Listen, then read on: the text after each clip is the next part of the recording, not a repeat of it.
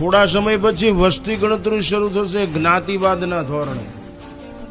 સમજો, શબ્દને સમજવા પ્રયત્ન કરજો. જ્ઞાતિવાદના ધોરણે તો એમાં એમ લખાવો સુથાર, તો હિન્દુ સુથાર એમ લખાવજો, નહીતર ખોવાઈ જશો.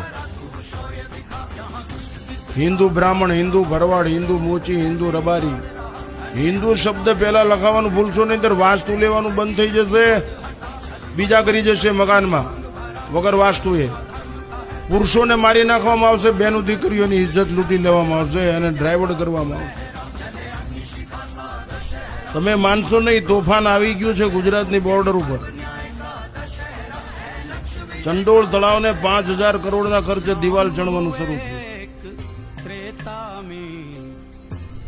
લશ્કર નહીં બચાવી શકે, પોલીસ નહીં બચાવી શકે, એટલી બધી વ્યવસ્થા જ છે એની સરકાર પાસે. તમારી પાસે જ તમે શસ્ત્ર રાખતા શીખો.